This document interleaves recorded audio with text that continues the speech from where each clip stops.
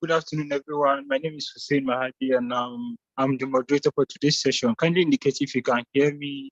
For those of us on the call, Irene, Iniolua, I can see others joining us, and also our mentor is on the call. Good afternoon, Mr. George Onyewuchi. Thank you very much for making it to this session with us today. Yeah, good afternoon. Okay, quickly we'll be jumping in to the business of today, which is today is the week 2 of the Fintech program, and our topic for today is commercial development of Fintech, open banking, embedded finance, and the world of payments. And we have our prestigious mentor with us today that will be taking us on the topic, and we'll also be taking presentations and question and answer for today's session. But quickly, I will be taking our mentor's profile for us, and I'll also be making a few announcements before we jump into the business for today.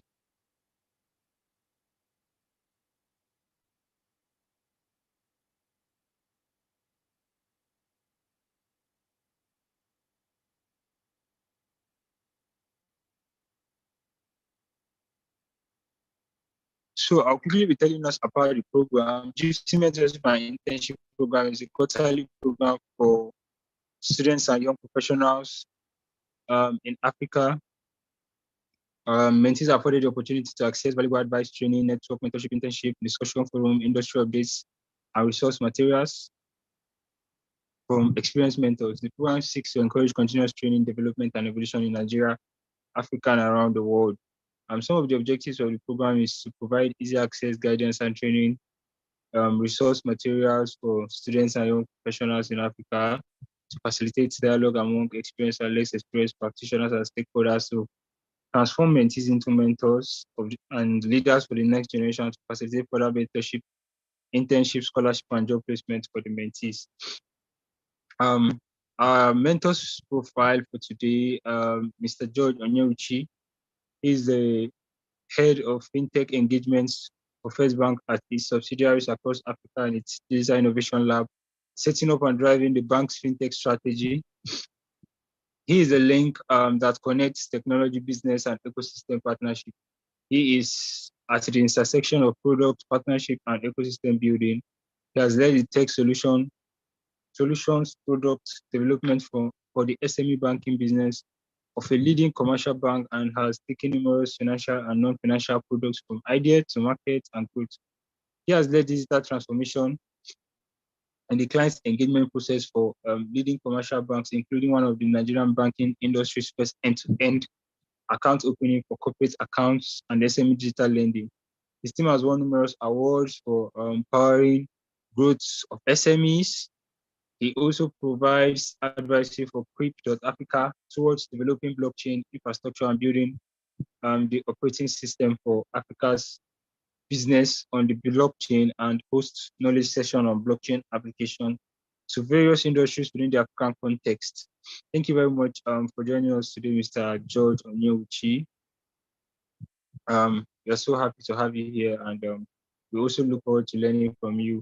Kindly note that you are expected to take advantage of the 30-minute one-on-one session, and also continue posting the flyers on behalf of JIIPC to any of your colleagues and friends that are interested in taking any of the courses. I'll be giving the floor to Mr. George. You have 45 minutes max to really extensively elaborate the topic for today to us and the mentees. Thank you very much, sir.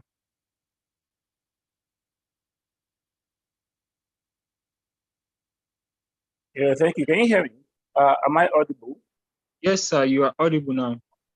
Oh, okay, thanks. Thanks everyone for I'll get my video on a bit later. Just but in not long. So yeah. So welcome everybody. It's been a bit I've been here. Yeah, for a few weekends. Sorry to interrupt. Your voice is breaking. I don't know. Okay, hold on. Is it better now? Is it clearer? Yes, it's clearer now. Okay, just let me know at any point in time that that it goes a bit out. Okay, sir.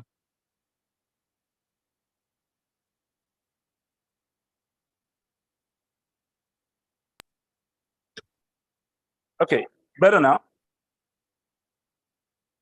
Yes.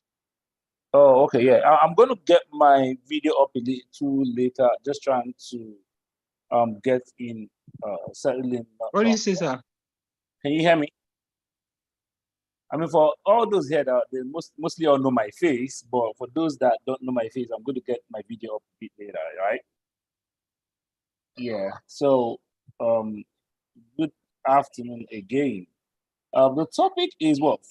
Cause commercial development of fintech, right? Um, Yes, sir. open banking, embedded finance, the world of payments. Am I correct? Yes, sir. Okay. It's a very interesting topic, right? Commercial development of fintechs. Pretty interesting topic because it's at the heart of the conversation around fintechs, right? Um, so when we think commercial development for fintechs, basically it's around about plenty English way of just saying how pretty much launch and grow a fintech, right? How you just launch and grow a startup, right? How does it develop commercially in the right around way is basically how you launch it, how you grow it, and how you exit it. Because without exit, you're not talking fintech. One of the end goal of every fintech is also how do you exit. While you want to hope that the business runs forever, but you're not hoping that you would run it forever. So you want to exit at some point. And we're going to talk about that. So let's look at the life cycle on how a, a typical fintech goes, right? Starting with the idea, the point where you have that light bulb in your head, you have that aha moment in your head, and you have an idea for a fintech or a startup, right? Um, Maybe it is a function of the personal challenge that you faced. Maybe it's a function of a need that you have. Maybe it's a function of just an idea that comes into your head, and you think that there's a problem that I can solve with this idea, right? Because at the heart of everything fintech is problem solving. You have to be solving a problem. If you're not solving a problem, you're pretty much just doing a fancy experiment, right? So it starts with that idea, and of course, it moves from that point to the point where you're developing the product, right? You need your software guys, you need your UI and UX guy, the guy that's going to design that thing in your head and bring it to pictures and where people can see the interpretation of that whole thing in your head, how the solution is going to work, and then your software engineering team pick it up from there, right, and translate it into codes that now become functional. So how do you develop that product?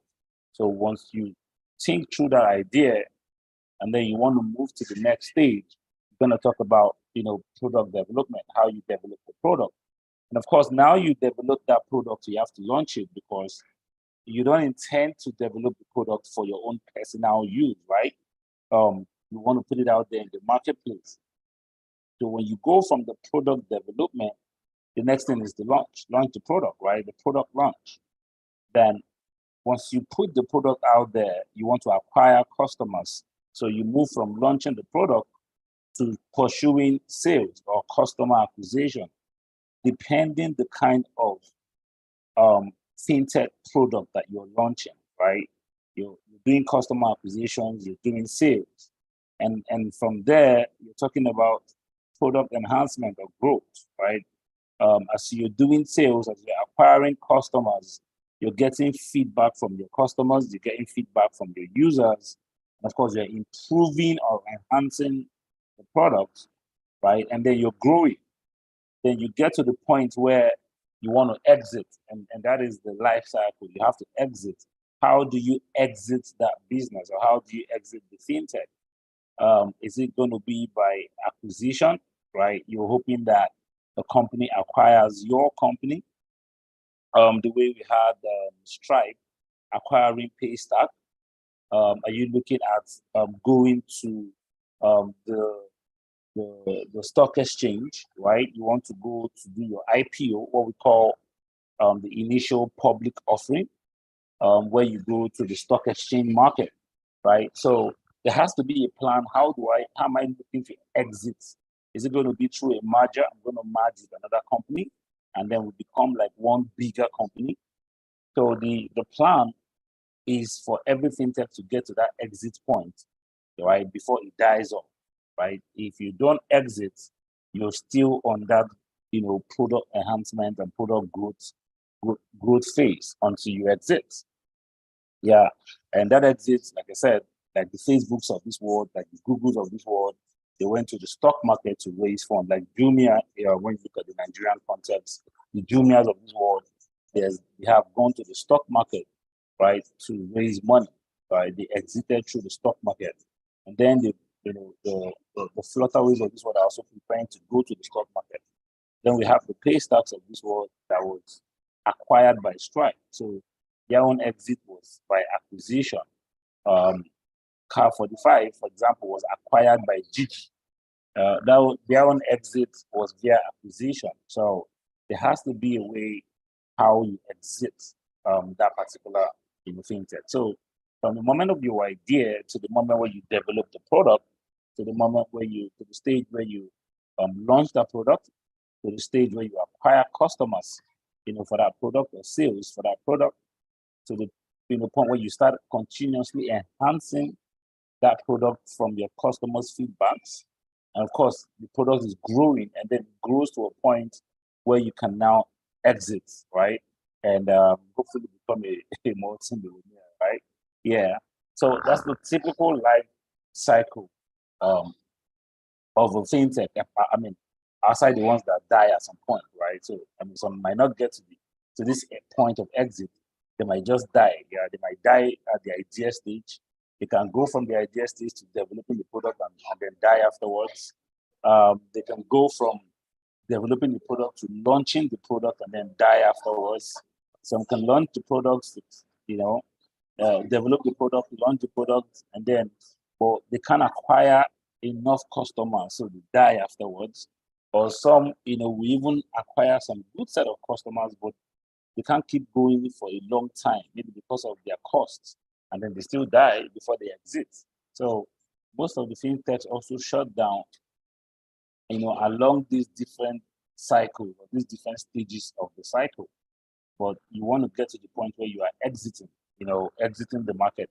That means you're being acquired, you're merging with another company, or you've gone to the stock market to raise money. And then, of course, you see the ownership of the fintech most of the time. Now, if you look at what we're talking about, open banking and how it connects, to the conversation and to fintechs generally, what is open banking? Open banking is just a way of saying, in a layman's word, right? Open the bank, right? Let us get data. People think that, money is critical. People think that the biggest thing with banks is money. Yes, money is a critical part of what the banks deal with. But as important as the money is your data, your transaction data, your financial data, right? So open banking basically is how do people access your data that different institutions are carrying. Today we're using Zoom, for example, for this conversation. What that means is there's some information about JIIPCC or whoever it is that have signed, that all of us that have signed up for Zoom, for example. Zoom has some of our personal information, some of our data. We use WhatsApp, we use Facebook, we use Instagram. We have a lot of data those guys are amassing. You know, every day you're communicating with your friends, you're communicating with the outside world on Facebook and on Instagram, on WhatsApp. All those things about you, these companies are storing and learning about you. So they have data about your behavior, right? And that's what you see sometimes. You see where you hear that some people have been arrested. They were traced, you know, from Facebook, from Instagram. FBI have been searching for somebody that maybe did something, and after some years, through Facebook, they find the person, right? Because you know somebody is monitoring how your conversation goes on these platforms, right? And there's some sensitive words you can use. It triggers a bit of a flag that they start monitoring you, right? So the banks have access to your transactional data, how much goes into your account, how much comes in into your account, who is the person paying money into your account, who are you paying money to, how much do you earn, right? How much are you worth? This information are with the banks. So open banking is basically just a way to say, these information that are in this place, how do you, the owner of that information, become in charge of your own data and give permission to another third party to use that data to provide you a service, right? How do you give permission? Because before the bank can allow another company to use your data, you have to give permission for that, you know, for that allowance to be made. So open banking is just a framework that says, I have the banking information of Mr. Hussein, and Gypsy wants to access the banking transactions of Hussein because Gypsy wants to see if the Hussein qualifies for a grant. Hussein claims that he doesn't have X amount of money, but we want to see from his transaction what's the volume of income Hussein has, if he qualifies for a grant or a loan or whatever. You want to borrow money from any of these apps, for example. Let's say you want to borrow money from, what's their name now? You want to borrow money from one of these apps, say Palm Credit, right? Or a branch, or a Fair Money. How would they make that decision to give you that money quickly? They reach out to your bank to say, let's have the transactions of George to see if George is qualified to get this loan of 200,000, of 300,000. So for the bank to release that information to them, you have to permit your bank to allow them access that information because they want to use that information to offer you a service. So open banking is basically what makes that happen. You know, it is just the that whole framework around how, you know, branch or Fair Money can be able to go to the bank to say they want to get transaction details of George, and George is able to permit to authorize that access to his data. Nobody will access his data without his permission, right? Now, there's a regulation coming around open banking. The central bank has gradually started to try to regulate open banking, and a guideline was recently released on it.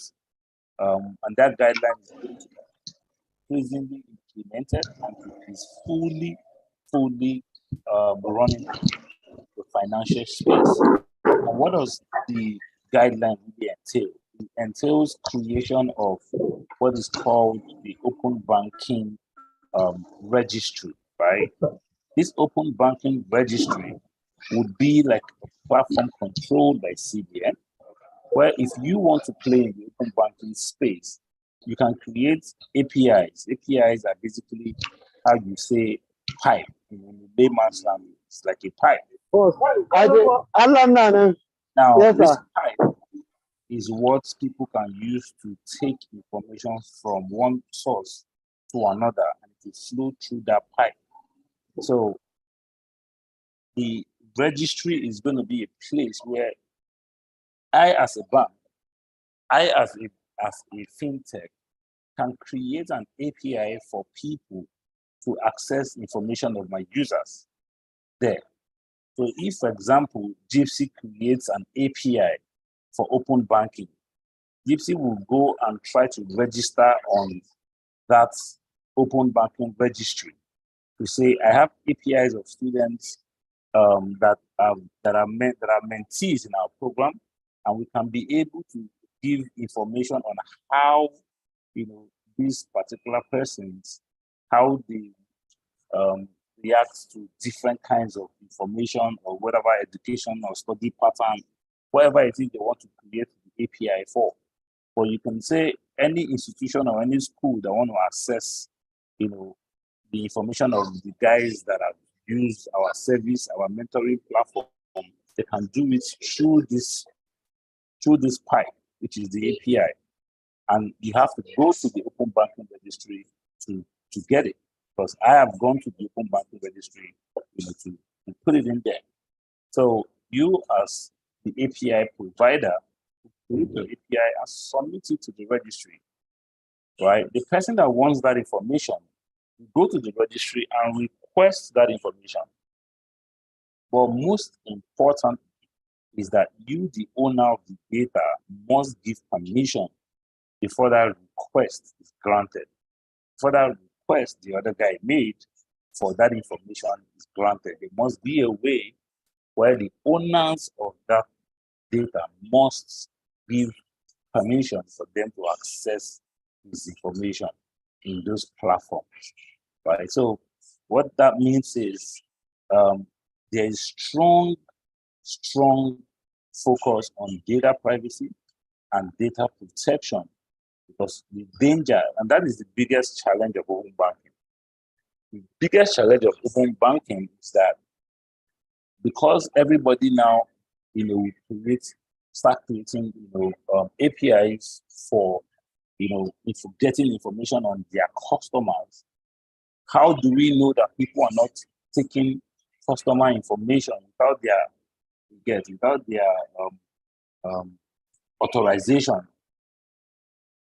Take it to go and be doing different things, whether you are selling it to a third party, whether you're using it in a way, that manner that you shouldn't do. But people will not start to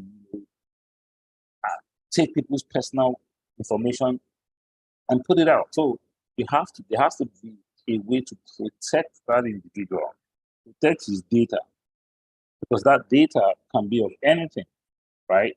So what open banking does is to put a significant focus, that regulatory guideline is to put a significant focus on data privacy and data protection, right? So it is at the heart of open banking. So whatever you're thinking of doing anything around open banking, you must also be thinking how to secure the data of the customer and how to ensure that the privacy of that customer, is maintained.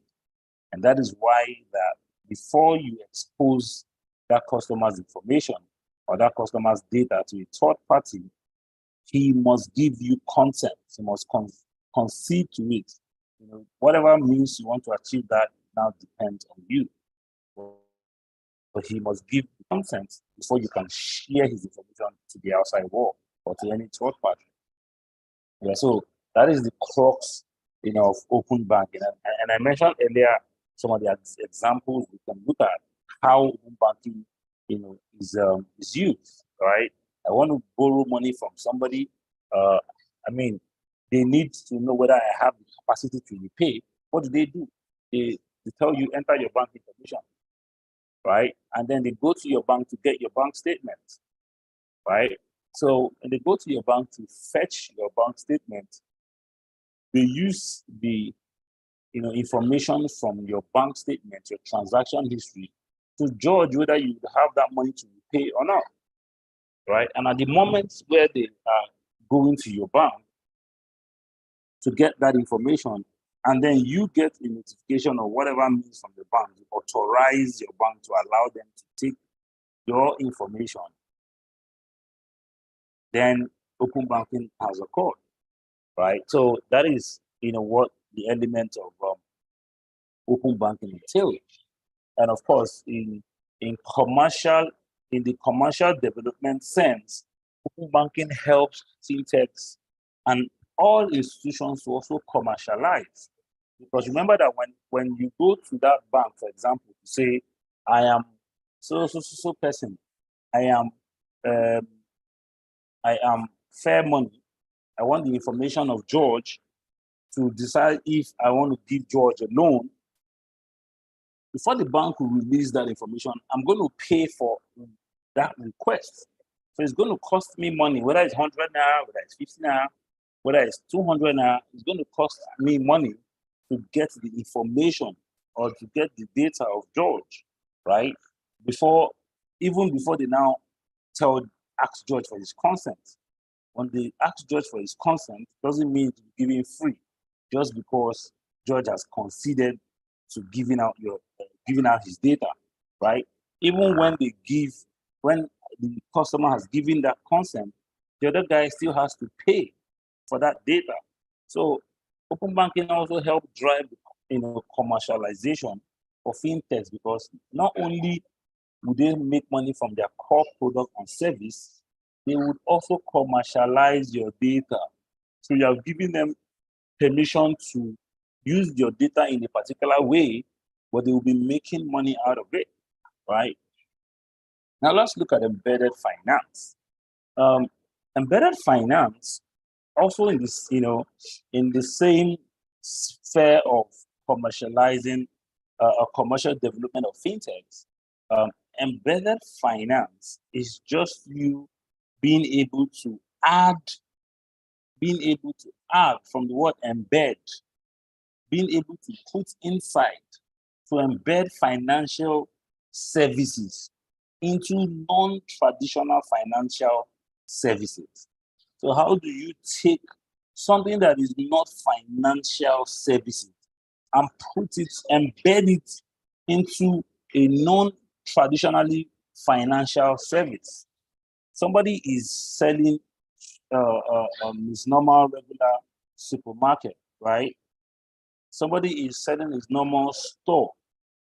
Today, most of them are carrying POS, what do you call it? These agency banking terminals, right? Most of them are carrying those terminals.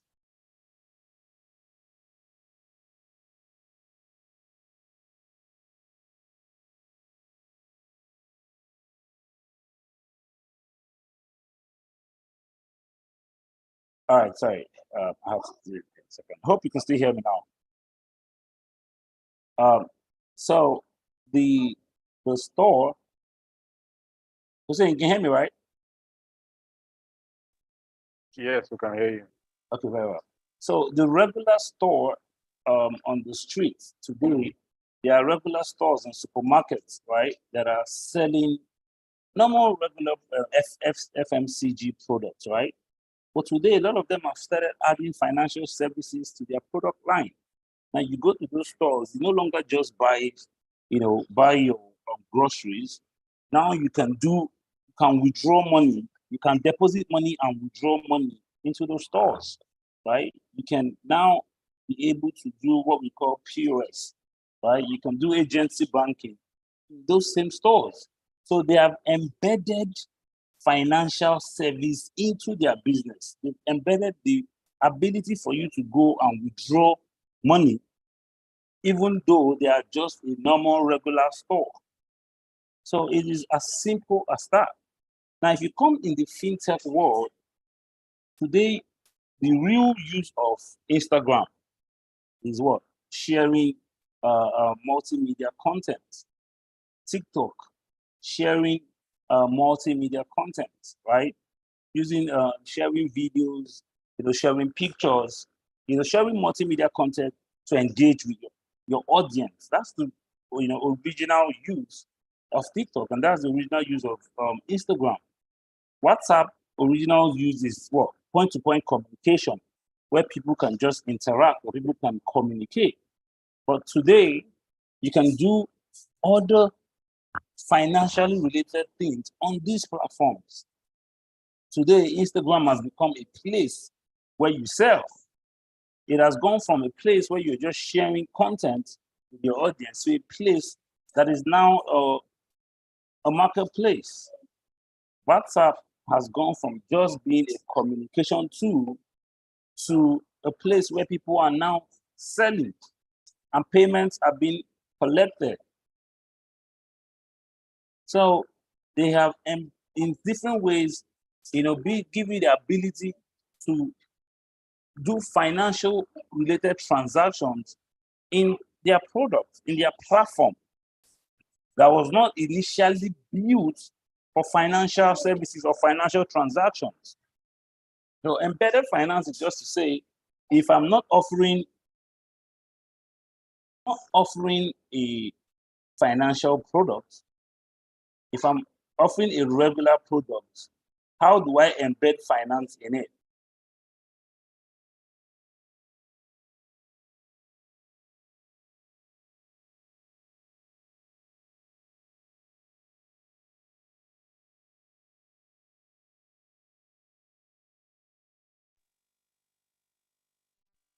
Just have you. I can't hear Yeah, you.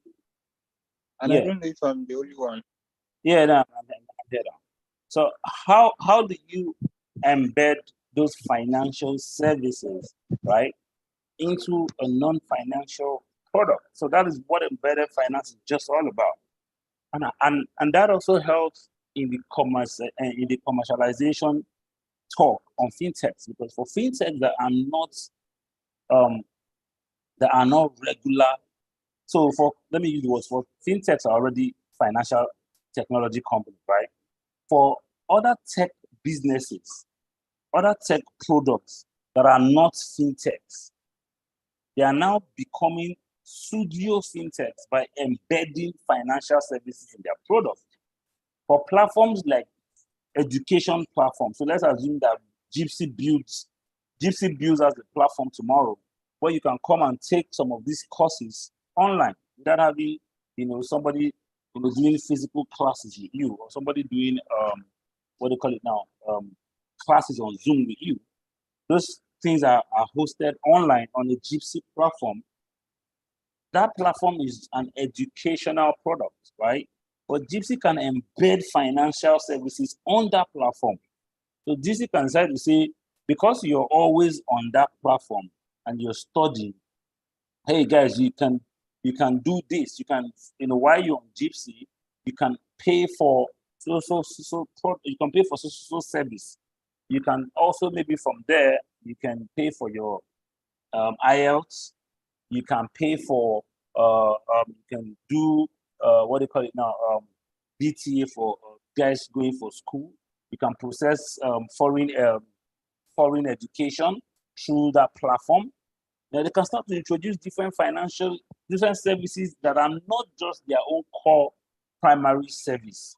They can decide to start saying, hey, okay, you can, while you're studying here, you can start saving for your certificate, and then they give you a wallet on the platform to say save towards your masters while we are mentoring you on the Gypsy platform. And then you open a wallet and then you start saving towards a master's program or a certificate program, whatever it is, right? They've embedded financial service on the Gypsy platform, right? While the core business of that platform is education, right?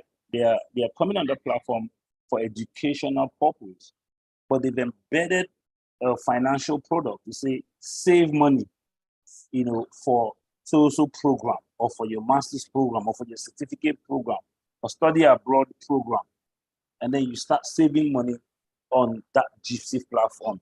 So embedded finance is just to say, how do you bring in those financial products on a traditionally non-financial product? And of course, that naturally helps, that particular tech company in commercialization, because what you're basically doing is other revenue sources. Because someone is taking that product, you're charging different kind of transaction fees, and you're making money. So it still helps improve the commercial revenues of those tech guys, of those particular tech products. So that is, when we look at how open banking and how embedded finance, how it all comes into play when we are talking about commercialization of fintech, right? Payments. I mean, in the world of payments, it's all about how do you pay for goods and services. You're buying on Instagram now. Today, Instagram is only charging you. You're only making payments for adverts, right? Tomorrow, they can tell you, you know what, when your customer can pay for that product on Instagram, just like platforms like Bumper. Platforms like Bumper, you open your store and you pay for that a particular product on the store, like Jumia. Tomorrow, Instagram or WhatsApp can say, hey, to those guys that are selling on Instagram, to those guys that are selling on WhatsApp, you don't need to be giving people your bank account to transfer money. Let them pay you on your Instagram. Let them pay you, let them fund their wallets, their Instagram wallets, and from there, Instagram will deduct the money for your product. And then, you can withdraw it anytime, right? So it's all about how these guys, or how you think through to say, how do I bring in financial services into what I'm doing that will align with what I'm doing and help, and still at the same time help me make money? That's where you are not a fintech.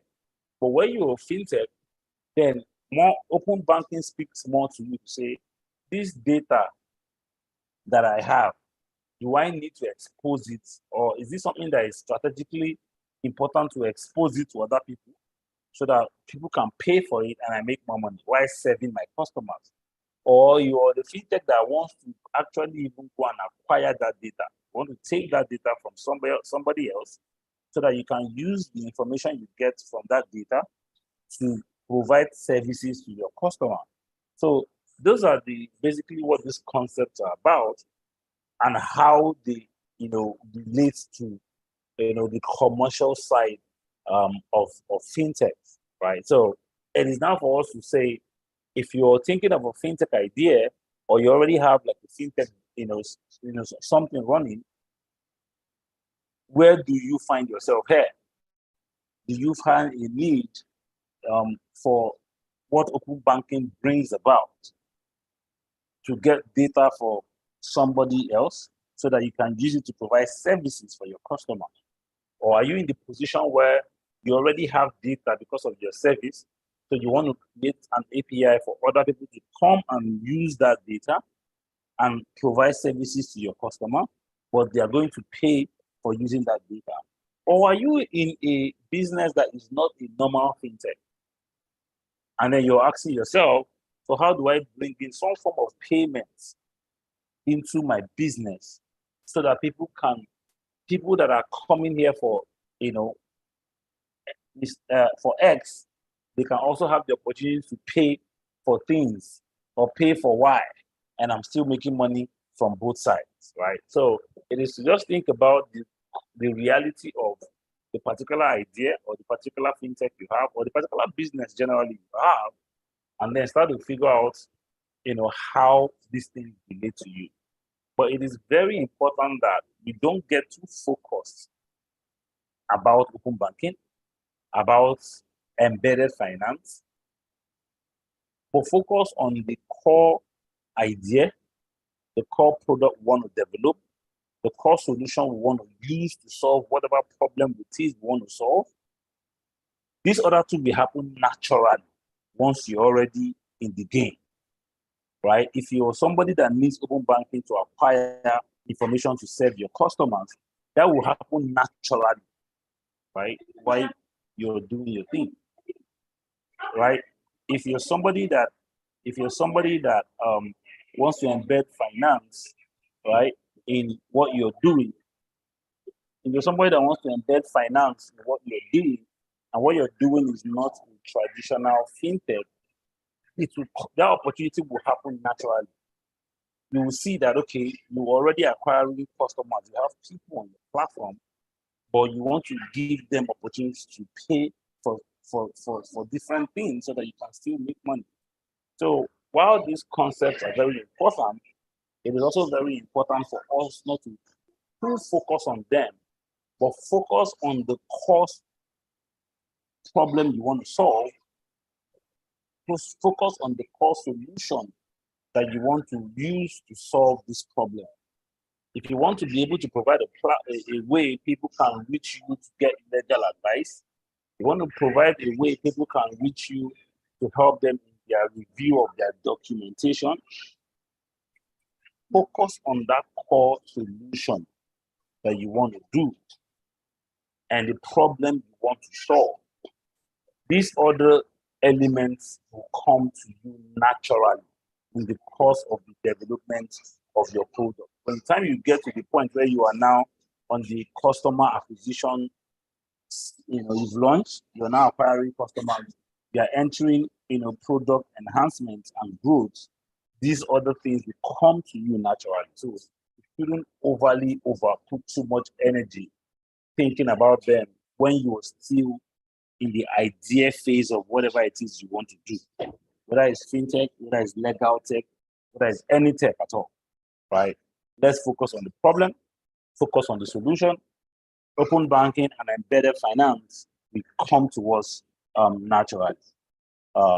So I would think at this point, I will allow if there are any questions or comments from the house, and then we can proceed from there. Thanks, Sam.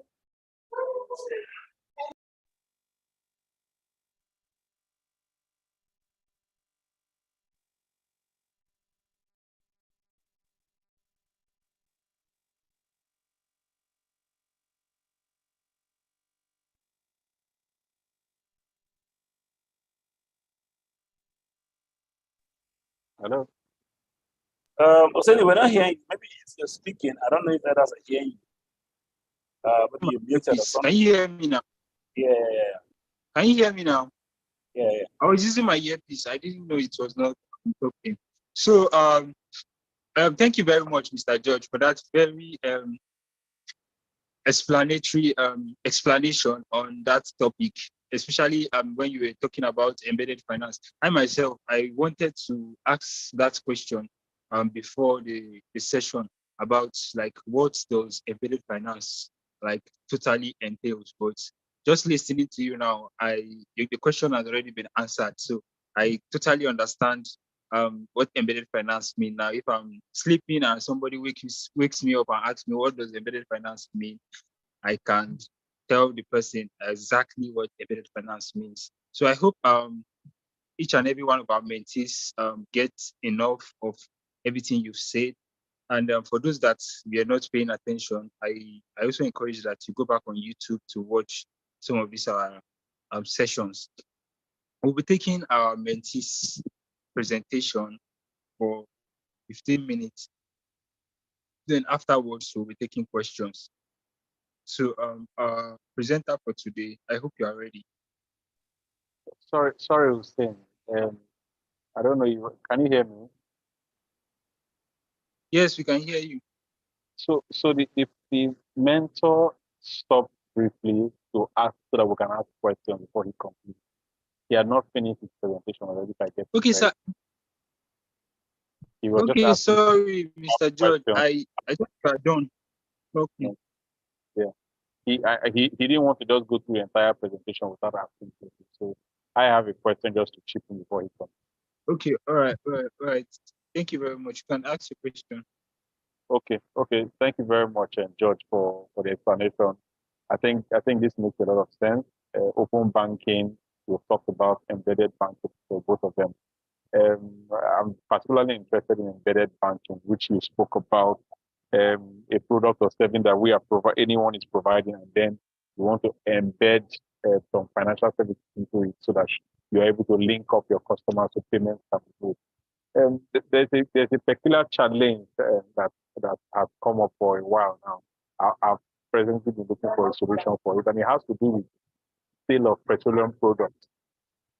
Most times in the last many years, I'm in the oil and gas sector.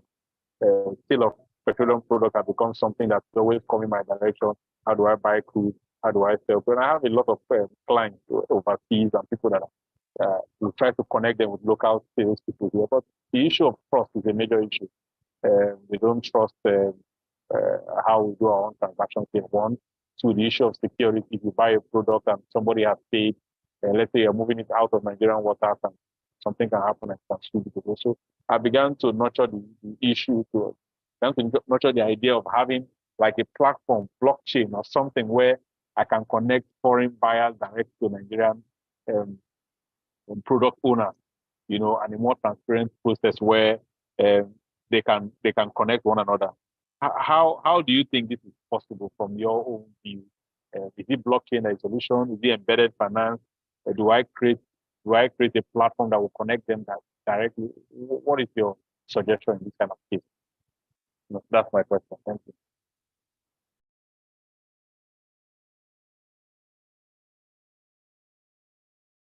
Okay. I don't know if I should respond to that or Museni want to relate if there are any other questions or if I should just respond immediately.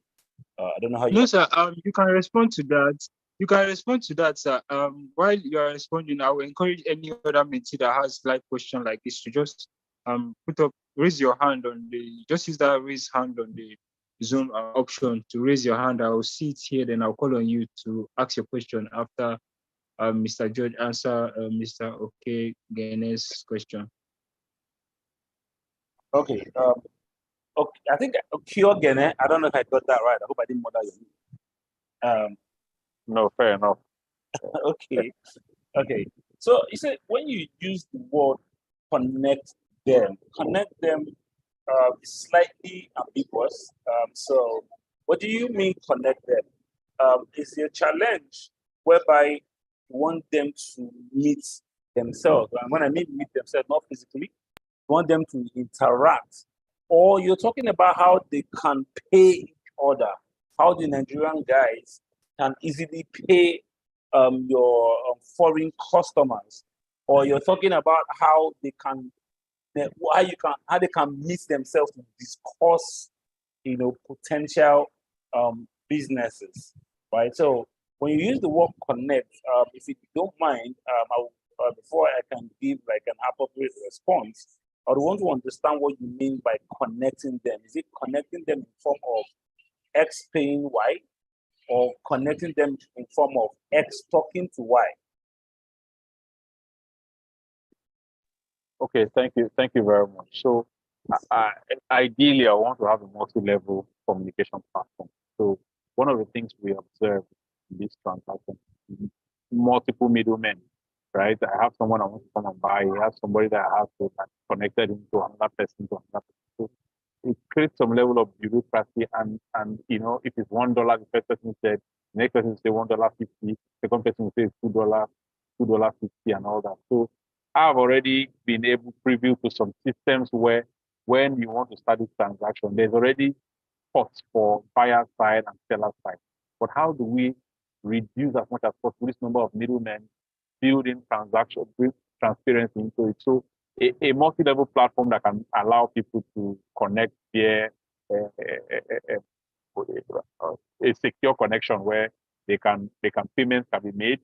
There's a procedure usually for the buyer side, seller say make 10% payments and all that. But most times nobody trusts those procedures that are good. So what we are going to do as third party is to create that warm feeling, to create that trust that the right person, the right buyer is talking to the right salesperson, then provide a platform of which payment interaction that is secure and safe.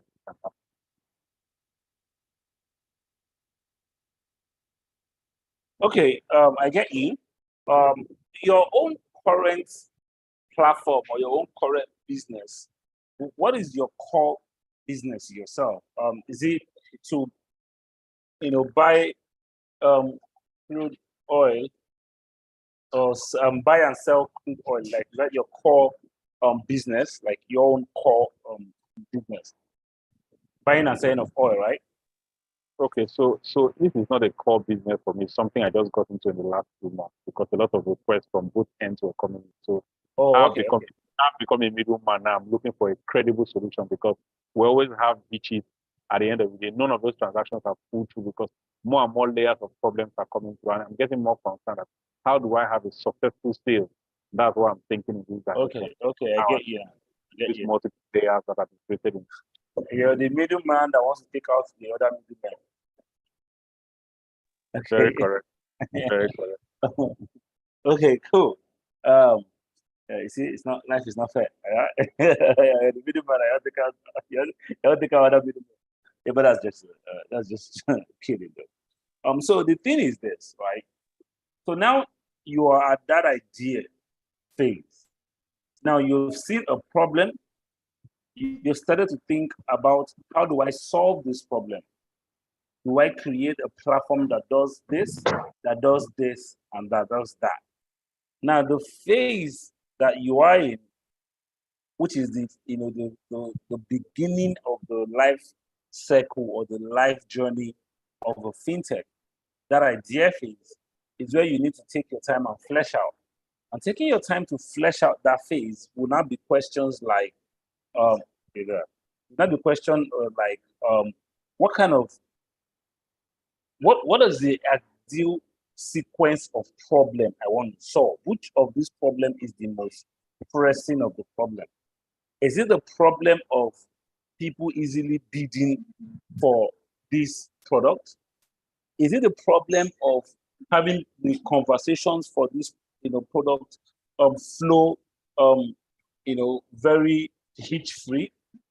Is it the problem that, okay, we're still managing to use WhatsApp, we're still managing to use emails, we're still managing to use phone calls and all that kind of thing, to manage communication, but we have a problem. We have a major disaster with payment. So you look at all these problems, say, which of these various issues around this transaction is the one that is burning fire the most, right? When if you have a situation where there's fire on your head, let's say real fire is on your hair, right? No, okay, let me start by this. If somebody gives you water from the gutter to say, you need to wash your hair, here is water from the gutter, here is sand, pour it on your hair. You'll be like, is this guy insane? Right? I say I want to wash my hair, and you're giving me water from the gutter, or you're giving me sand. But if there's a real fire on your hair, for whatever, something happens, and then maybe you're in the salon, something sparks, and you have a lot of hair, and then fire catches your hair. If someone gives you sand at that point, or someone gives you water from the gutter, you're going to instantly pour it on your hair to quench that fire. Immediately, that sand or that gutter water that looks insane becomes value to you beyond comprehension, because there's fire on your hair. You need to quench the fire, even if it takes you pouring water from the gutter on your hair to quench that fire, or even if it takes you pouring sand on your hair to quench that fire. So look at the various components of the problems that surround that thing, that transaction that you're trying to do, and say, which of these problems how are these in their sequence? Which has the troubles, how do you rank them? Which one is the one that is manageable for now? We're managing to use this alternative for now. Which one is the one that is fire on the head that needs to be solved at the heart of this transaction? And then take out that one and say, what can I do about that one? That will be like your starting point. Because when you want to build an MVP, you don't attack the entire problem. You will get way down where you are trying to start. But pick a critical component of that problem and solve it. And gradually, you start solving the other ones by the side of it. So if it's the payments part, you now pick out, okay, we can manage how we converse for now. I'm going to come back to solve it, but I need to deal with how these guys are able to pay each other with trust. Do I now want to use blockchain to manage that payment? Are there traditional rails that I can use to to facilitate that payment. Then we can now start having like a more detailed conversation, which of course can be beyond this class, right? Those are the kind of situations where you now need a one-on-one mentoring situation, where you now need like an exclusive mentoring situation, whereby there are different elements of questions you need to answer. There are different things that we need to look at on that entire cycle of what you're trying to do to now come to the point where we say, this is the recommended direction for you. You know, a more one-on-one situation or something we can take out of the class, and maybe you can, we'll have a lot of time, you can now dive into, the details of it to say, okay, this is the recommended part. But on a general, don't look to solve all that problem. Rank the different issues and start with the one that seems most critical, because that is the problem you solve that people will immediately try to use from you, no matter how bad or no matter how shitty your solution looks. Even if your solution looks like dirty water from the gutter, even if your solution looks like sand, but because it is solving the most critical problem in that whole transaction cycle, you will find people that will use that solution. And that's how you get to acquiring customers for your product, right? So that is how you approach thinking about those problems, and that's how you approach thinking about how you solve them. And like I said, we can look at it in detail, outside the class. You can always hit me up or something. Okay. That is noted. I've taken down a few things that I think there are the multiple layers to look at. So we'll get closer to it. Thank you so much. I've also added you on LinkedIn, so I'll be able to follow up. Thank you so much. All right, thank you very much. Okay, again, for that question, and also Mr. George for the answer. I can see Irene's hand is raised, so I'll give her the floor to ask a question.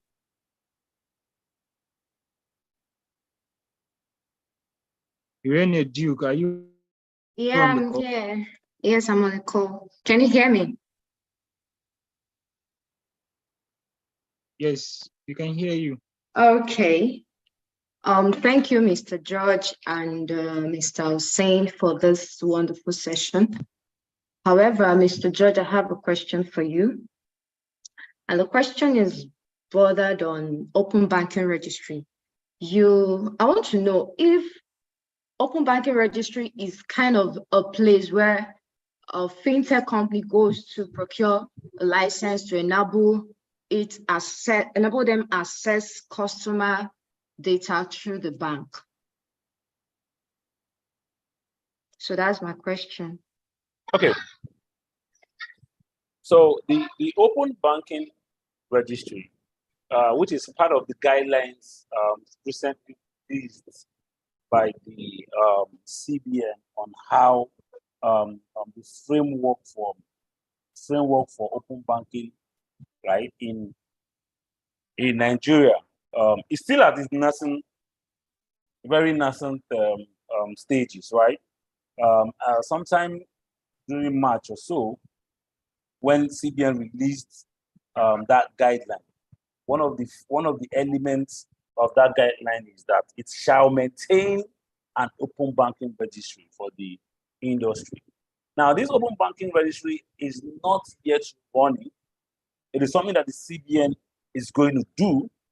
But one of the things that registry will do is that it's going to be a place where you can be able to go seek permission. So you can call it license, but the CBN doesn't use the word license. But it's a form of license, because anything that gives you permission to do something is like a license, right? So, but it's a place where you go register. Let me use the word. So you go and register to have the access. So it's a place whereby, if, for example, I'm a bank, or if, for example, I'm a fintech that I have data I want to open up to people, I create an API. But rather than give it to people directly, I go and submit it at the registry. Now, when I go and submit it at the registry, so that the CBN can be certain that the people that are coming to access this data are coming to do it securely. They are coming to do it with the consent of the owners of the data. And their use, what they will use that data for, is for something that is legal.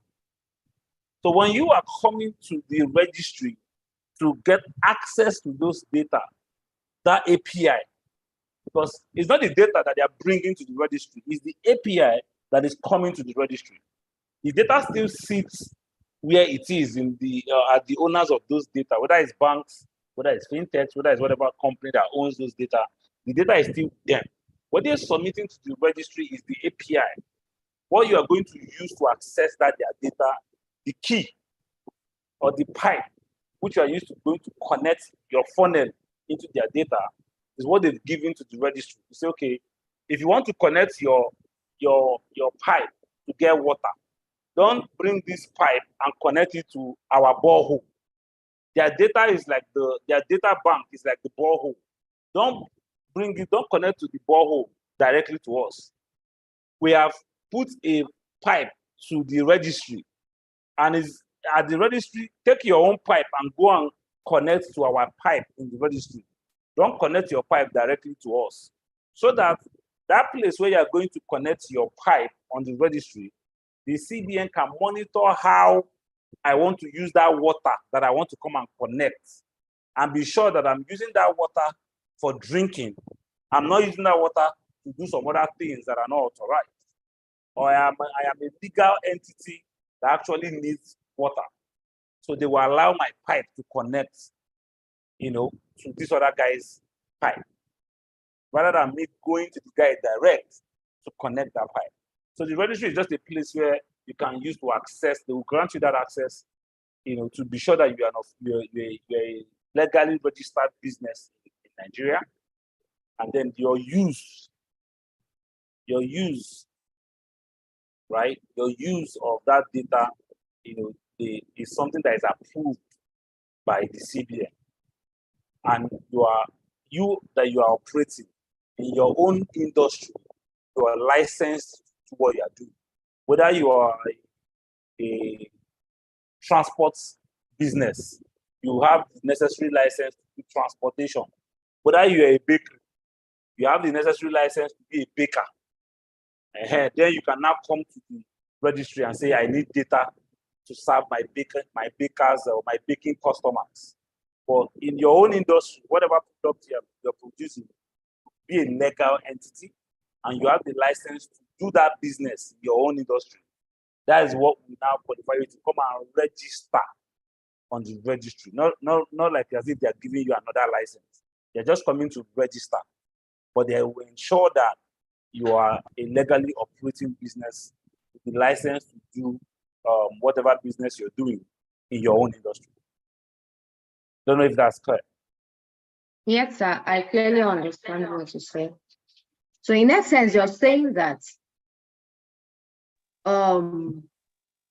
it's kind of a framework set up to ensure data privacy and data protection of individuals.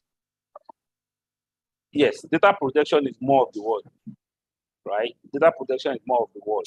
Yes, just like how you have credit. Yeah, it's not too much. It's not too different from how the credit runs today, right? So it's just that the credit bureau is strictly for a particular type of use case, but it's not too different from that, right? So you go there, but the credit bureau will not give you APIs. You go there, you do what you want to do, but they will verify that yes, you're a legal entity, and then before you take this data, the owners of the data must also consent to it, and then you get access to that data that you need. That's basically what that registry, that open banking registry is all about when it becomes functional. Okay, thank you very much for the explanation. I really appreciate it. You're welcome. Thank you very much, Mr. George, for the answer and explanation. And also, Irene Duke, thank you very much for the question. I don't know if anyone else still have any question before we move on to the mentees presentation. Okay, while there's no question, the presenter for today, I believe you are ready. Or if the presenter is not ready, the backup presenter should be ready with the presentation. So you can start now. You have 15 minutes. Okay. My name is Irene Duke, and I'm the presenter for today.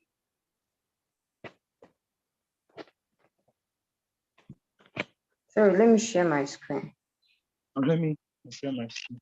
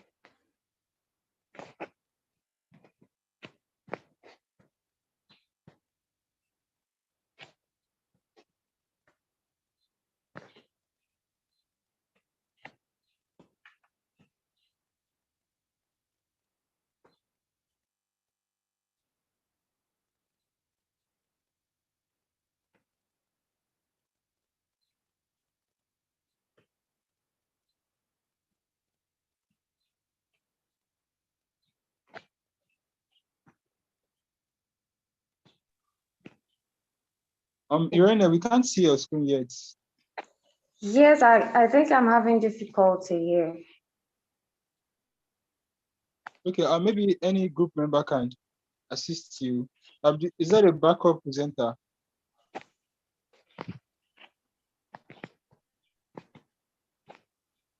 You can start the presentation while you are trying to share your screen. Okay. Let me see if I can help you share your screen. Oh.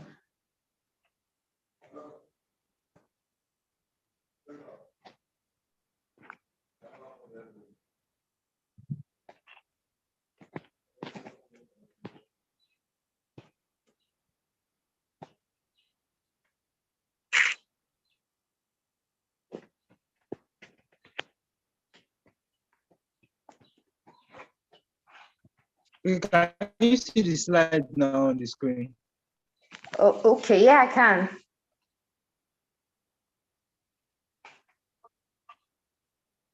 Okay, I'm helping you to share your screen, so you can start now. All right. Thank you very much. Okay, thank you very much.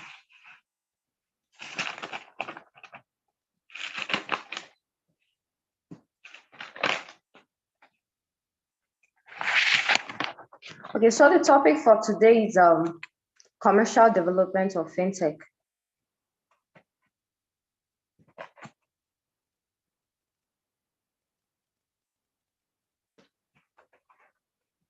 So commercial development of fintech basically entails the transformation and innovation that have taken place in the financial industry in recent times, leveraging technology to improve and enhance various aspects of financial activities. So that's what commercial development of fintech basically entails. That's what it connotes. Okay, so fintech, which is a short form of financial technology, refers to the innovative use of technology to deliver financial services. So over the past decades, fintech has revolutionized the financial industry, disrupting traditional business models and transforming the way we manage our money. Prior to, like I say, in recent times, people no longer have to go to the bank halls, queue, and then end up wasting their whole day on nothing.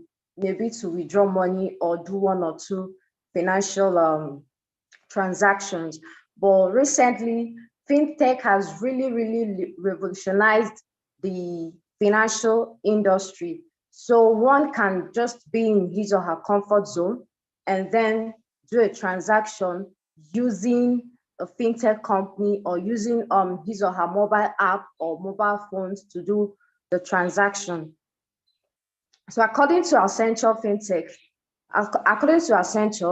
fintech reached over 55.3 billion in investment in 2019. So it's actually a huge plus for the fintech industry.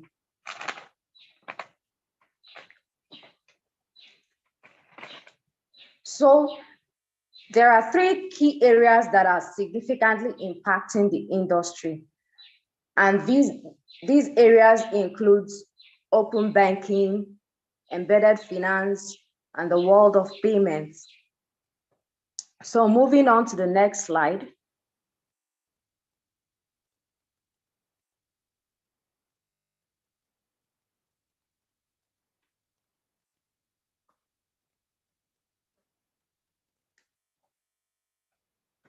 Open banking, like as our mentor explained, he said that it's actually a form of open bank.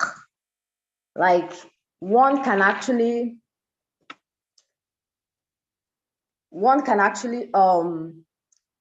it is a system that allows third-party developers to access and build upon banks' data and services through secure application programming interface known as APIs. For instance, we have companies like PayPal, Flutterwave, Quora, Sharebit, Monify, and all that. And what this company does is that it helps to simplify how businesses accept payments in Nigeria. It helps to simplify how businesses accept payments in Nigeria. And further, the CBN has helped to create a framework known as an operational guideline, whereby it will ensure all fintech companies abide with the framework to ensure individual data are protected. So moving on to the next slide.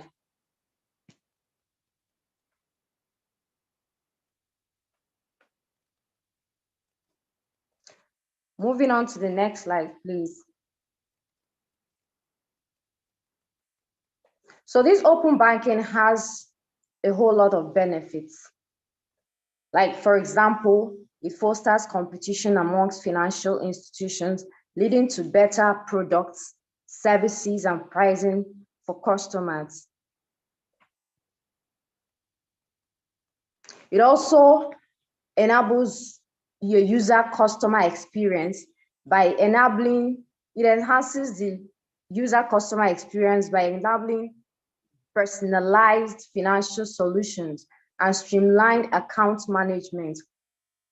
So in essence, one can actually be in his or her comfort zone and issue or conduct a financial transaction without necessarily going to the bank to do it. So in essence, open banking promotes innovation as developers can create new applications and services that leverage banking data.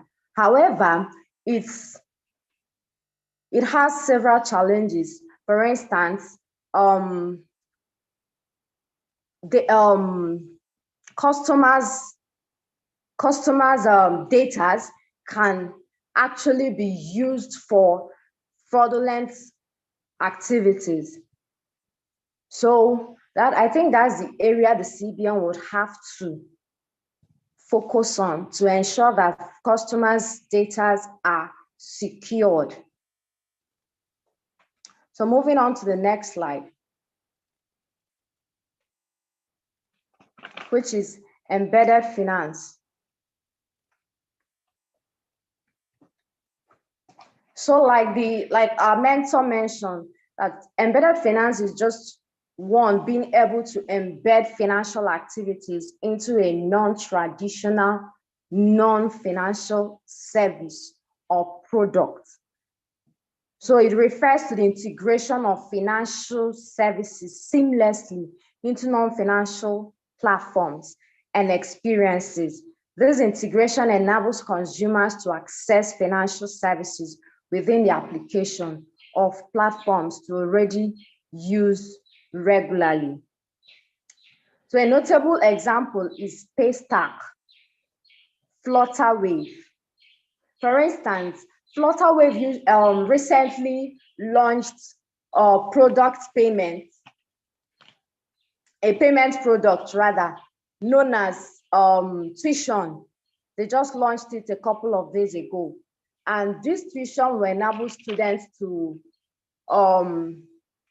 pay their fees.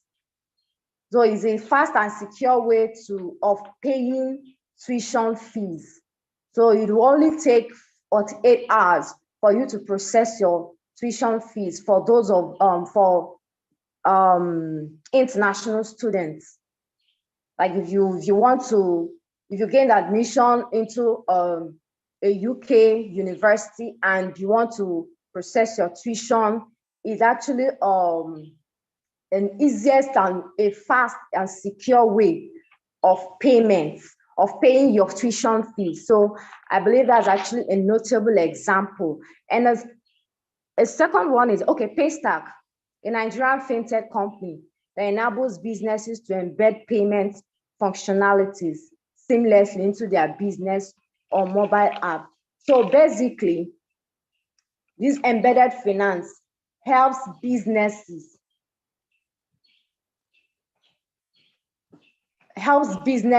to, or would I say, is a platform that focuses on building payment solutions that enables businesses to accept payments from any location within Africa. So having demystified that, I'll move over to the next slide.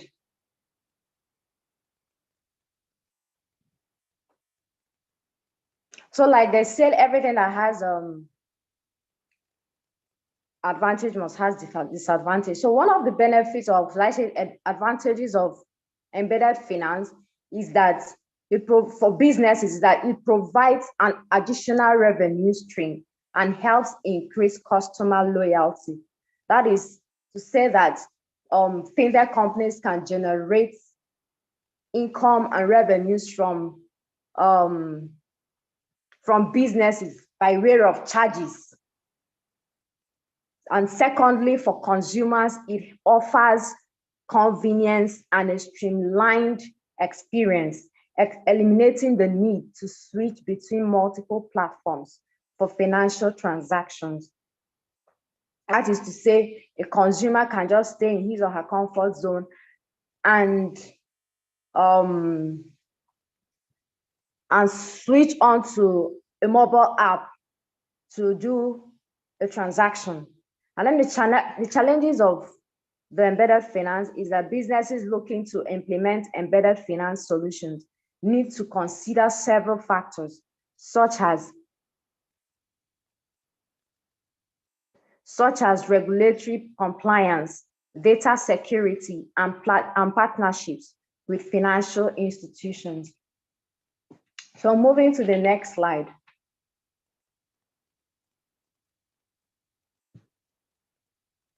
The world of payments. So actually, the world of payments has seen significant development driven by fintech. For example, digital payments such as mobile wallets, contactless payments, and peer-to-peer transfers have gained widespread adoption, providing convenience and faster transactions. So the world of payment is rapidly evolving due to the advancements in fintech. traditional financial institutions are adapting. For example, our traditional banks adapting to the changing landscape by embracing technology and digital transformations. So you get to see bank launching mobile apps to enable their customers do transactions from the comforts of their homes. Transactions like money transfers, and also this world of payment encompasses various methods and technologies that facilitate transactions and money transfers. These include mobile payments, payment apps, digital wallets, and contactless payment methods. A well-known example of the world of payment is PayPal. Digital wallets like Apple Pay, Google Pay. Like Google Pay and Apple Pay, a mobile payment service that allows users to make payments in person or on the web. So in essence, it digitizes and can replace a credit or debit card chip and your personal identification number transaction at a contactless capable POS terminal. So Nigeria has witnessed significant growth in digital payment solutions, transforming the world of payments.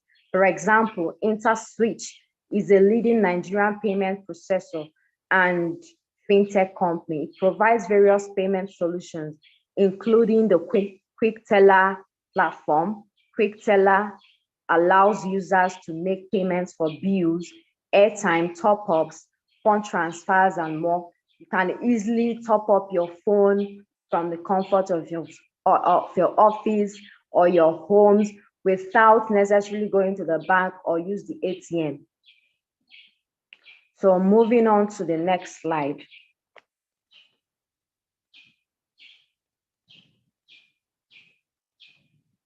Sorry, the next slide, please.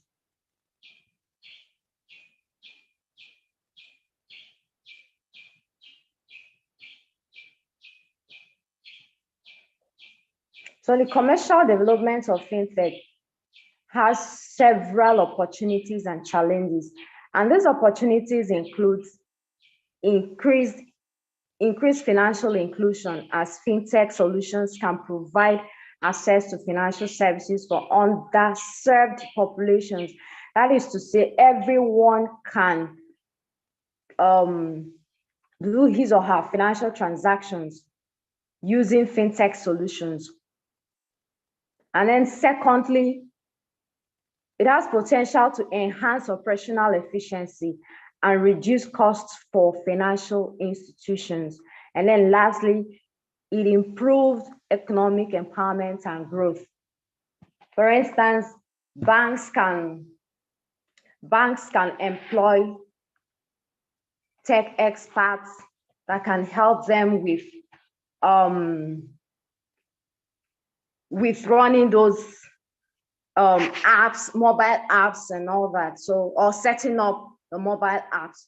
So these tech guys, they'll end up, the banks will end up paying them, and is a way of cutting down unemployment in the society.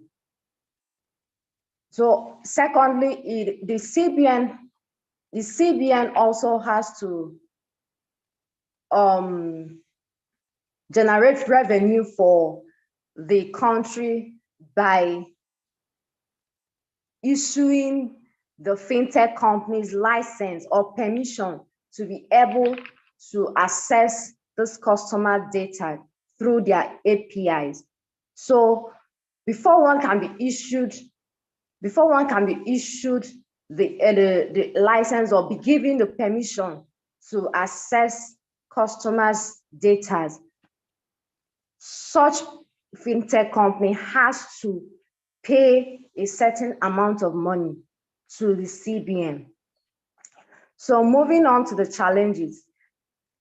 One of the challenges include regulatory considerations and compliance requirements. which must be carefully addressed. In as much as I know that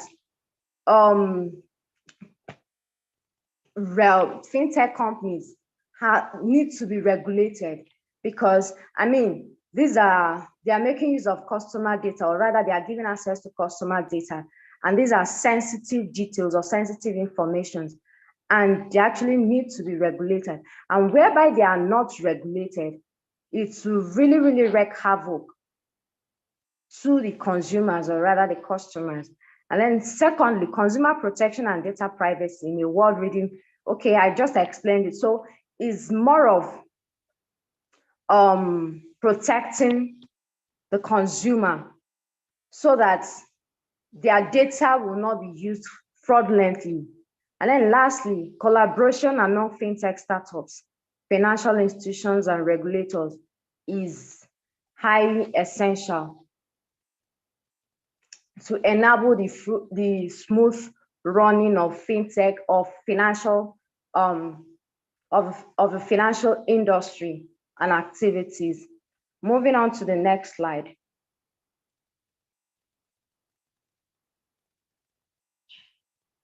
The next slide, please. So like I earlier explained, in conclusion, commercial... I'm on the next slide, the conclusion slide. Yes. In conclusion, commercial development of fintech encompasses open banking, embedded finance, and the changing world of finance, which is greatly reshaping the financial industry.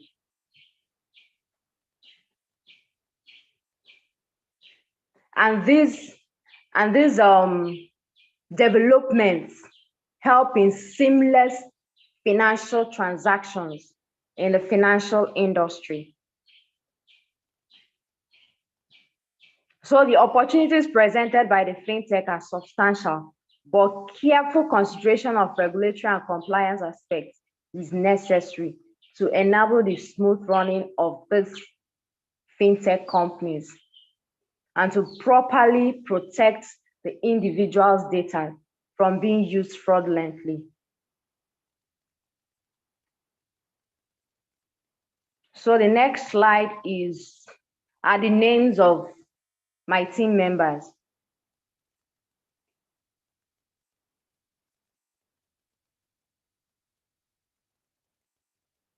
These are the names of my team members. And so that's basically what we have. All right, thank you very much, Irene, Duke, for that very explanatory presentation. The slides and the research are rich, and then thank you very much to all the team members that contributed to the research and also the PowerPoint presentation. Well done. I would leave the floor to our mentor to comment on the PowerPoint slides while I'll be asking him the questions immediately afterwards. Before we do that, I would encourage everyone to turn on their videos. Let's take screenshots of our session today. Please, let's turn on our video. Inyoluwa, Mr. Pegene, Mr. George, Irene, and then Favor. Someone is using a Xiaomi phone. You have to rename.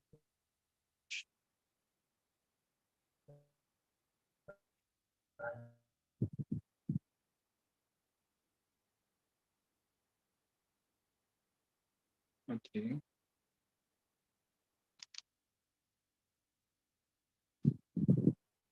All right. Thank you very much. You can see our faces. Thank you.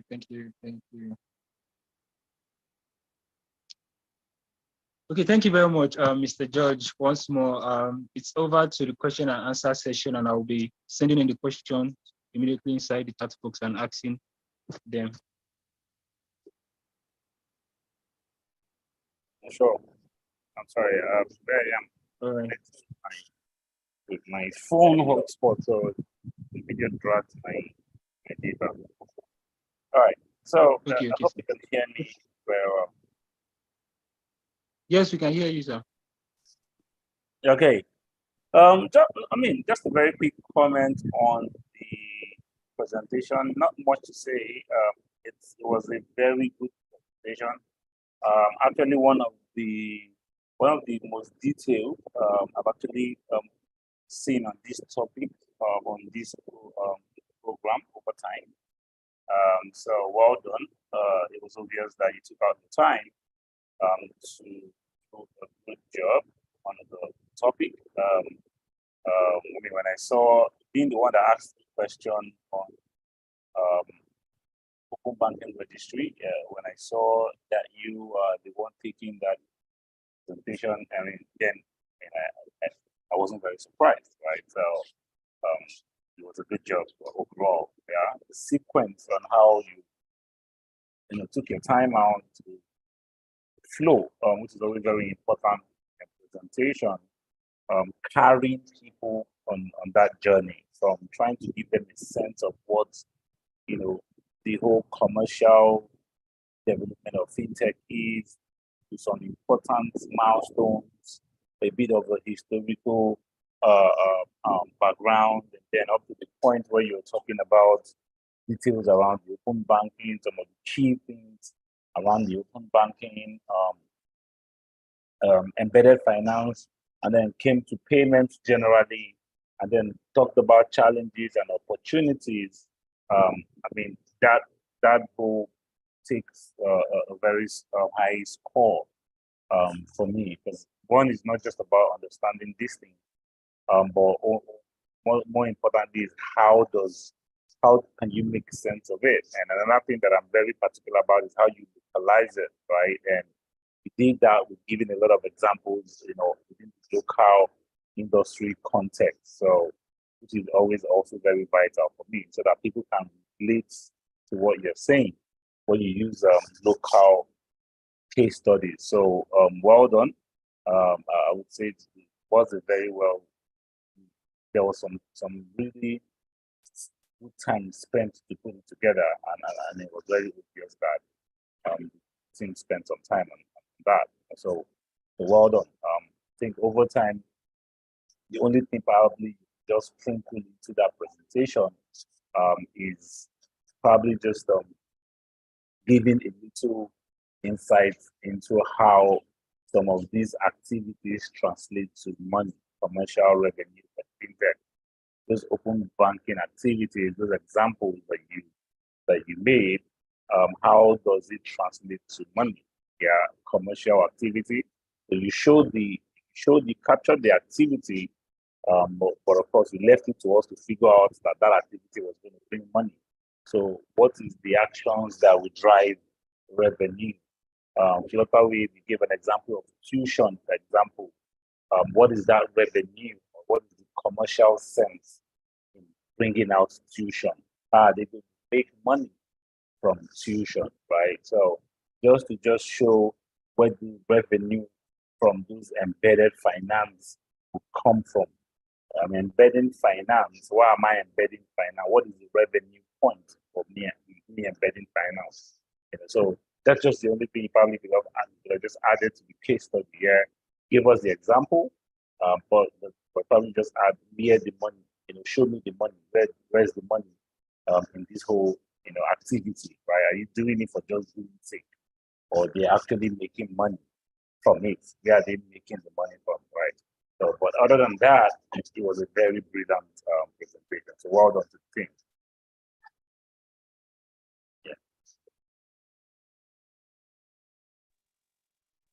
All right. Thank you very much, Mr. George, for the contribution and the comments and the correction. I believe everyone in the call took note of that. So I'll be taking the questions immediately. Question number 1 says, as much as we talk about open banking and as desirable as it is, will the rate of fraud in Nigeria actually allow open banking to thrive?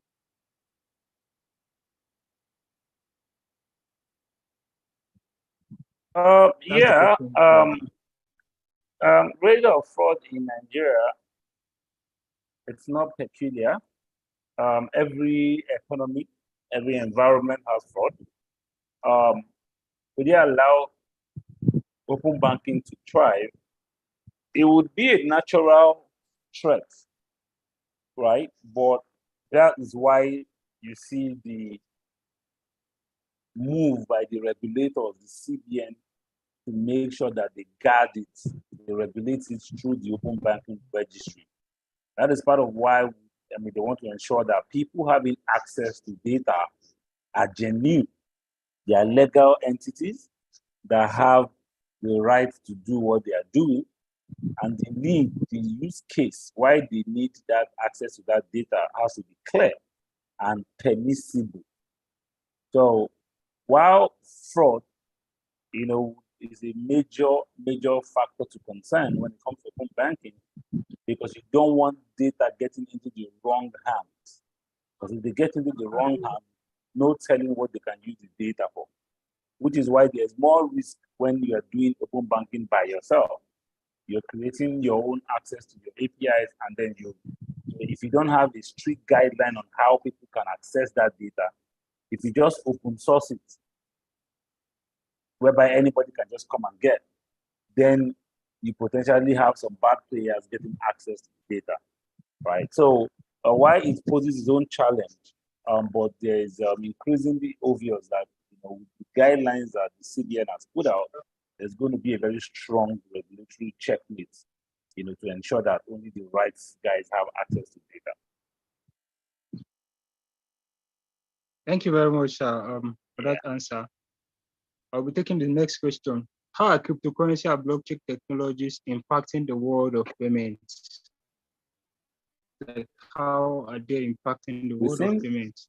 We seem to like this cryptocurrency and blockchain in JIIPC a lot. We always just like to throw it into almost everything we do JIIPC. But it's important because it's here to stay. It's only a matter of time before it becomes mainstream, right? How is it impacting payments? So globally, even locally, so we all know that officially cryptocurrencies are not permissible transaction within the formal banking space. So you cannot take money from your bank account to fund or do any cryptocurrency activity, right? Legal.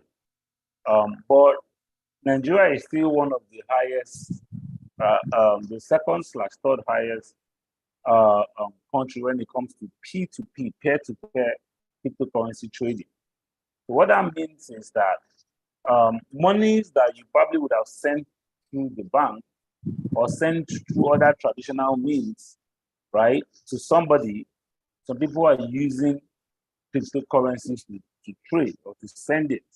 They buy Bitcoin or whatever coin with their money, and then send that Bitcoin to somebody else, US, and then of course the person in US hashes it, right?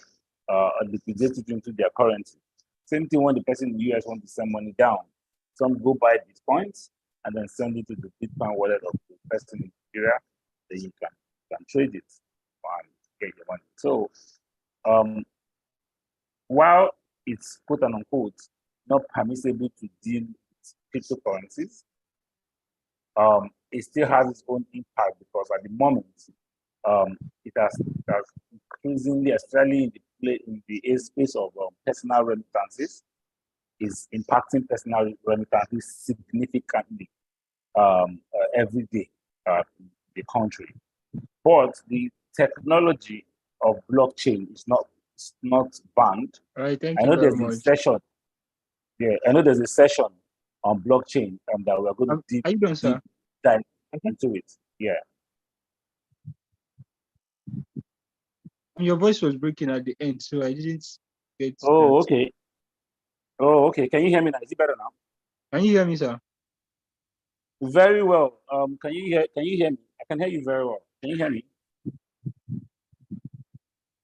Your voice is I can still, hear you clearly. Can your you hear voice me? is still breaking. Your voice is still breaking. I don't know. Maybe it's the network. I can hear you very clearly. No one else can hear me. I can hear you very well. Can anybody else hear me? Am I audible now? Okay. It's my network and I'm back on the call. It's my network. Oh, okay. Okay. That's fine. That's fine. Okay.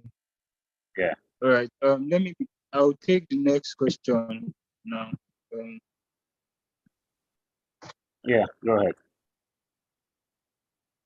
Okay, now question number 3.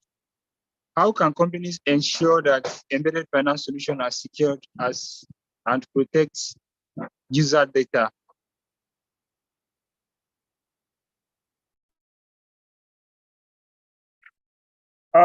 It's processes, it's technology, it's education. Processes whereby you ensure that there is a very watertight process, right? For people to acquire customer or user data within your care. If you have a business and you have your customers and you're keeping your customers' data within you have to have processes that ensure that unauthorized persons don't access those data.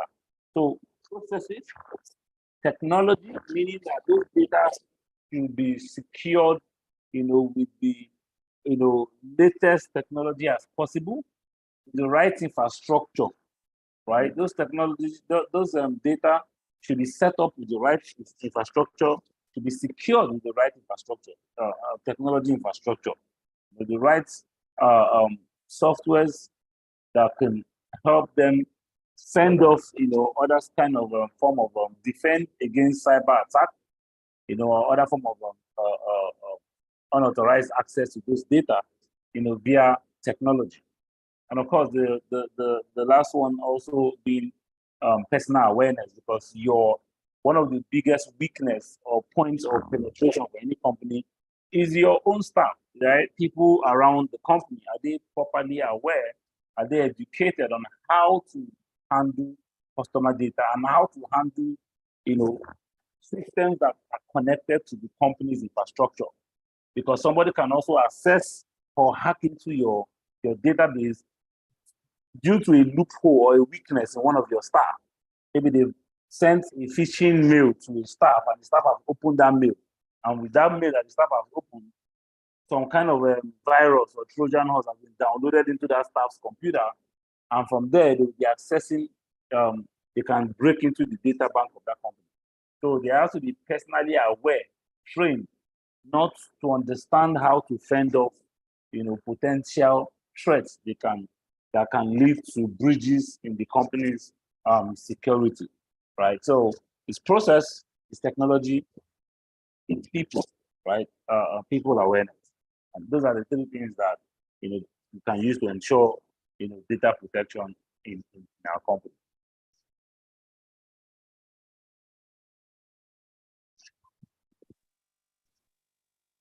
All right. Thank you very much. I'll take the next question. Question number 4. While I'm still taking the questions, can you hear me, please? Yep. All right, thank you. So while I'm taking the questions, any mentee that has the live question, can you raise your hand and I'll call on you to ask your question. What are some of the ethical considerations that payment companies need to take into account when developing commercial strategies? Come again, take that again. Like, what are some of the ethical considerations that payment companies need to take into account when developing commercial strategies? Oh, okay. Well, when you talk about ethical considerations, it's generally making sure that you're transparent with your charges. You're very clear what your charges are. People see them, and then before they decide to pay, you don't hook them in with one thing, and then hide how they say, put something in low print, hide it somewhere in the terms and condition documents that is 50 pages that the guy will never read, and then you now hide one clause somewhere in the middle, and then tomorrow when there's a dispute, you say, hey, this is terms and conditions that you agree, right? But meanwhile, you structured it in a very, in a manner whereby you don't want the guy to see it, so that can be unethical, right? So it's basically just to, be transparent, right?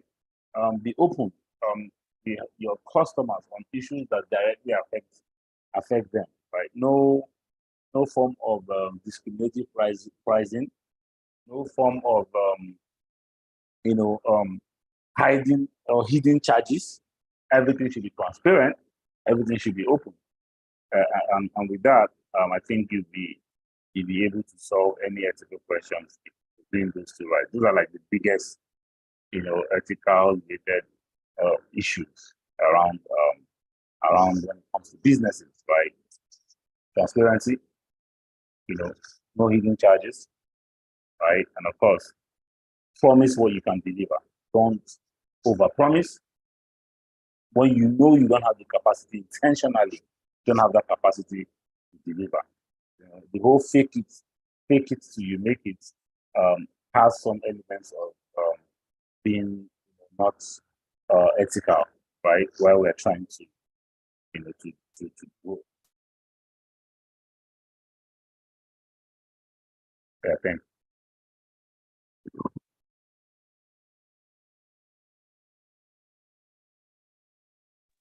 Thank you very much, Mr. George. Thank you very much for answering all our questions. Thank you very much. Okay, I can see a Xiaomi phone. I can't tell the person's name. I have encouraged the person to edit their name on their Zoom while they start a career in fintech. Yeah, good question. How do you start a career in fintech?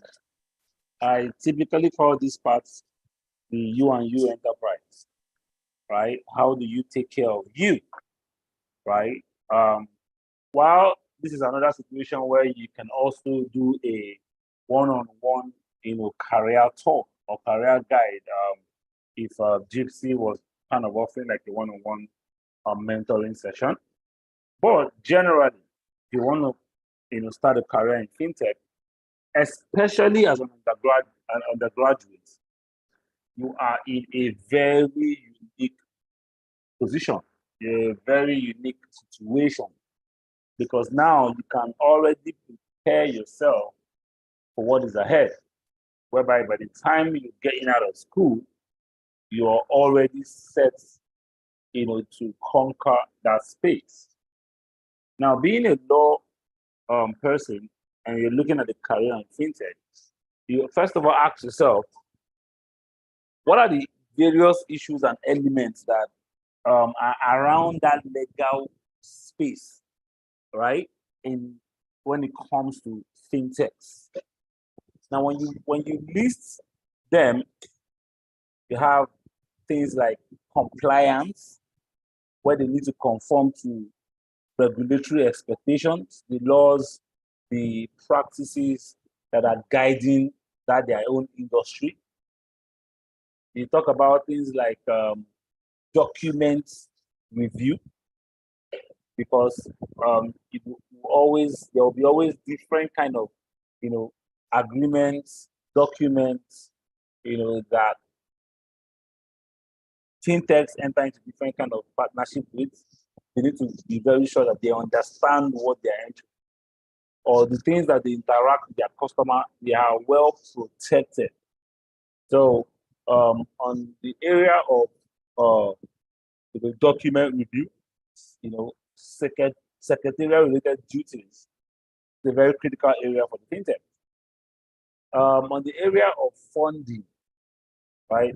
A legal person, will be at the heart of funding conversations in fintech. But you need to understand that agreement so that you can be able to break it down to the potential, founder that you're advising. So you need to understand everything around funding, how fintechs raise money, so that you can be able to support them, when it comes to the legal aspect of that fundraising, right? is also a very unique side of things on its own. Also, you now look at also things around things that are around managing, litigation for fintechs, right? So they are just different areas. So you take your time, you look at all these areas, and now you ask yourself, which one do I want to graduate as a trusted authority in? Do I want to be known as one of the, top sharp guys when it comes to financing, fintech, helping fintech raise money, handling the legal aspects, so that I can start looking at attracting guys like all these venture capitalists. When people will say that they are investment bankers, but you also have investment lawyers, right? You become a lawyer in the investment banking space, right? Or am I interested in being the guy that manages, everything around the processes of a fintech when it comes to compliance? You want to become an expert compliance officer, person. Is it, an entire major part of that industry on its own. Then you start, putting yourself, in that aspect of compliance, understanding compliance law, start putting out information about it. So while you're studying it, start tweeting around that area. You're acquiring information, you're joining conversations online, you're active. The most important word is active. You have to be actively acquiring knowledge and at the same time actively sharing knowledge. So that by the time you're graduated, you are somebody that already has content, understands the space, and you're ready to start supporting, fintechs from the very, very get-go. So you should find these different aspects. Use Google, use questions, ask questions, find these different aspects around the things that lawyers do for fintechs. Look at all of them and decide, I might know a little bit of these other ones too, but this is where when they mention it, the next 2 years, by the time I graduate, in the next 1 year, next 6 months, in the next 4 years, when they mention it, as even by the time I graduate, I will be one of the names that someone can immediately say, talk to this person, right? Talk to Xiaomi, right? It will stand you out automatically if you enter any interview or anything that when you're trying to get a job, or you even want to start your own consultancy business about that thing. That's just the way it is.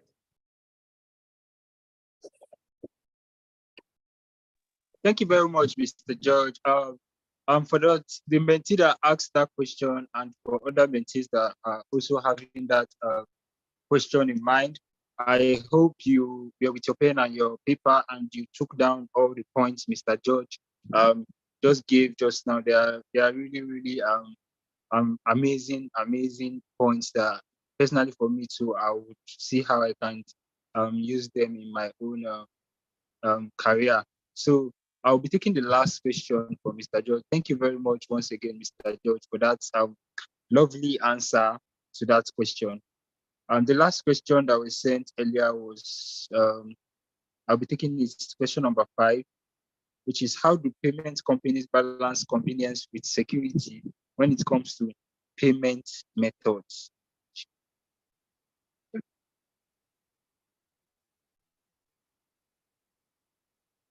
Sir, did you get that question? Hello, Mr. George. Yeah, sorry, I did. I was trying to.